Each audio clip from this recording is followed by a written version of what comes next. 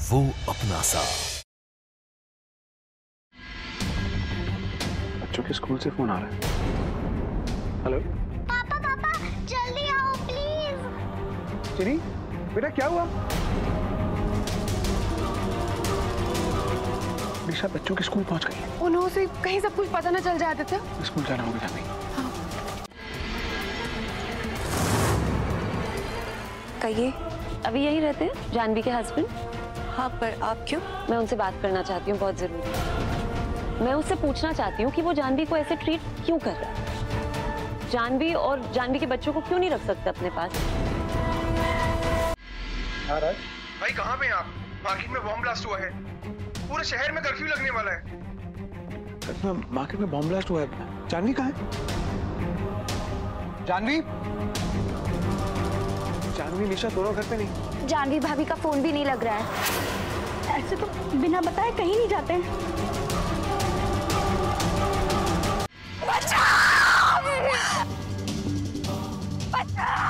आइए जल्दी आइए। बैठिए बैठो जल्दी बैठो।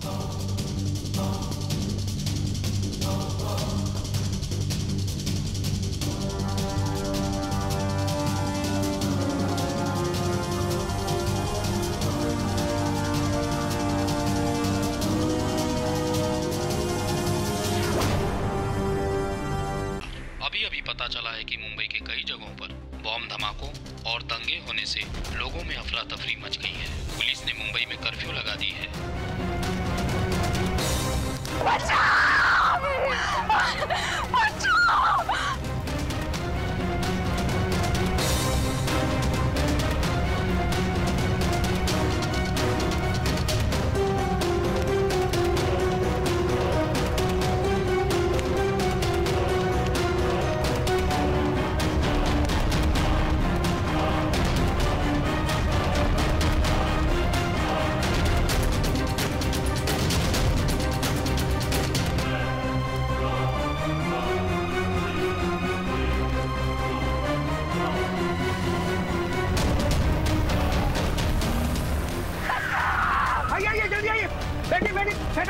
बैठो जल्दी बैठो।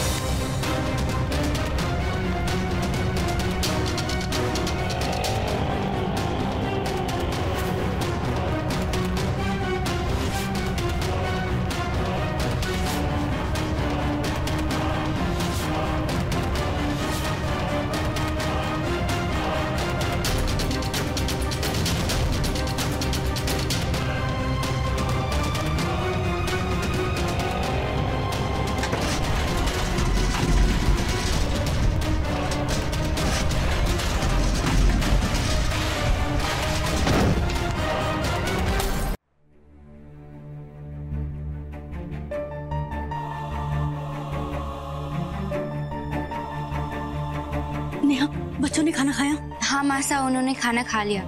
अब वो रूम में बैठ के टीवी देख रहे। आदि का फोन अभी भी नहीं लग रहा है। मेरा तो दिल बैठा जा रहा है। जानवी भी पता नहीं कहाँ उसे ढूंढ रही होगी।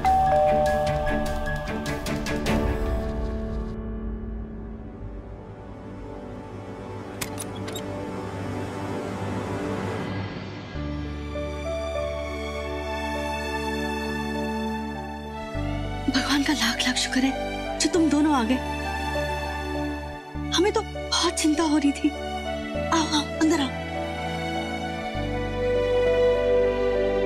आदि, आदि, थैंक गॉड तुम आ गए। आदि तुम्हें पता मैं तुम्हारी कितनी फिक्र कर रही थी, पर मुझे पता था तुम्हें कुछ नहीं होगा। मैं तुम्हें इतना प्यार जो करती हूँ। तुम्हारा प्यार ही तो है जो मुझे वापस ले आए।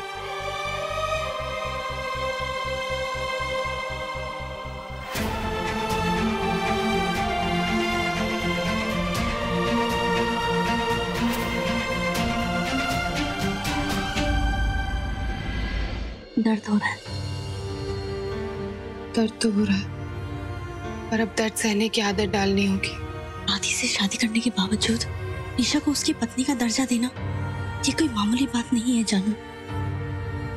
मैं जानती हूँ तुम ये सब इसलिए कर रही हो ना क्योंकि तुम अपने आप को जिम्मेदार मानते हो निशा की इस हालत के लिए, लेकिन हालत से ज्यादा मजबूत तुम्हारा प्यार है आदि के लिए। ये जो कुछ भी मैं कर पा रही हूँ ना, सब कुछ आदित्य के प्यार की वजह से। अगर निशा को कुछ भी हो जाता तो मैं खुद को कभी माफ नहीं कर पाती। मैं समझती हूँ, लेकिन बेटा तुम्हारी नई नई शादी, क्या तुम्हारा मन नहीं करता कि तुम आदि के साथ कुछ वक्त बिताओ? करता है काकी माँ, बहुत मन करता है, पर जब भी निशा को देखती हूँ ना तो ऐसे लगता है कि अगर वो आदित्य के पास रहेगी तो शायद जल्दी ठीक हो जाएगी। भूल जाओ जानवी, तुम निशा के चक्कर में अपनी शादीशुदा जिंदगी को ऐसे नजरअंदाज नहीं कर सकती। मैं क्या करूँ काकी माँ, मुझे कोई और रास्ता समझ में नहीं आ रहा। जब भी आदित्य और निशा को साथ में देखती हूँ तो बहुत दर्द होता है, बहुत तकलीफ होती है, पर फिर आदित्य को देखकर मेरी चोट पर, मेरी दर्द पर मलहम भी लग जाती। क्या कर रही हो तुम? तुम्हारे लिए ठीक नहीं है ये। तुम्हारी लाइफ में तो कोई खुशियां है नहीं, तुम्हारा हस्बैंड तुम्हारे पास नहीं रहता, कम से कम मुझे तो खुश रहने दो यार। तुम इसके बारे में घर में किसी को नहीं बताओ, और अगर तुमने ऐसे किया ना, मैं तुम्हें और तुम्हारी वो स्वीट सी डॉटर्स को घर से बाहर निकाल दूंगी।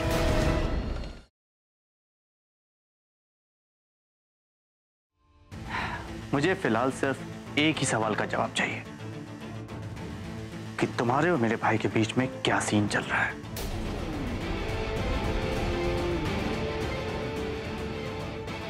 और हाँ, तुम्हारे और भाई के बीच में जो कुछ भी चल रहा है ना, मैं चाहता हूं कि वो आज ही खत्म हो जाए, right now. Do you understand? Why should I understand? You understand? तुम होते कौन हो मुझे ऑर्डर करने वाले कि मैं इससे बात करूं, उससे बात नहीं करूं? मेरी जिंदगी है, मुझे जो मन में आएगा वो करूंगी। Now you understand?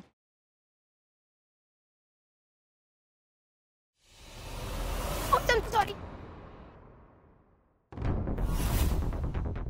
सरदार जी, आपका वॉलेट।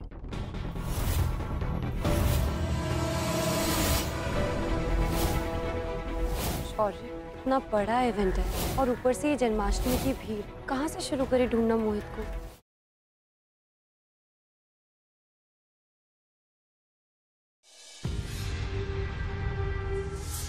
ये सच नहीं हो सकता।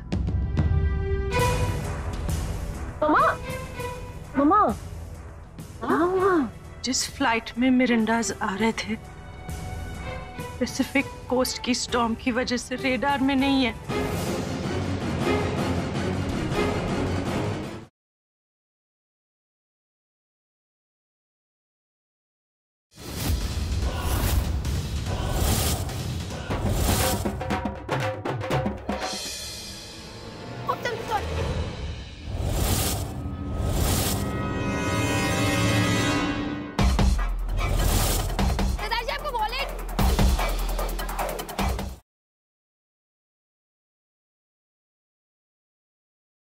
ये सब मुझे तरीके से ज्यादा रिजल्ट की परवाह है, इसलिए जो हो रहा है उसे होने दो।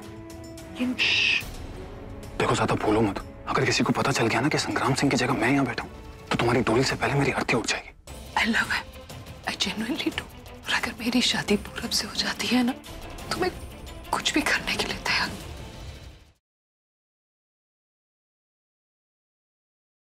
पूजा के मन को समझ सकती हूँ। हो सकता है कि वो डॉक्टर आनंद को भुला ही ना पाई हो। डॉक्टर आनंद का हंसमुख अंदाज, उनकी पर्सनैलिटी, उनका स्टाइल, हो सकता है इन सब के सामने पूजा को तुम्हारी सादगी फीकी लग रही हो। तुम्हें क्या लगा कि मुझे कुछ भी समझ में नहीं आएगा? पति पत्नी होने के बावजूद भी ये दूरी का कारण क्या है?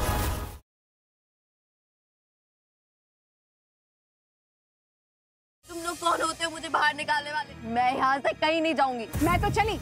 मारी बाजी भाव, उस सेठ जी को। पूरे देसू गांव को नचाने वाली सेठ जी कैसे पागलों की तरह नाच रही थी। देवी, हमें हर एक कदम फूक फूक के रखना होगा।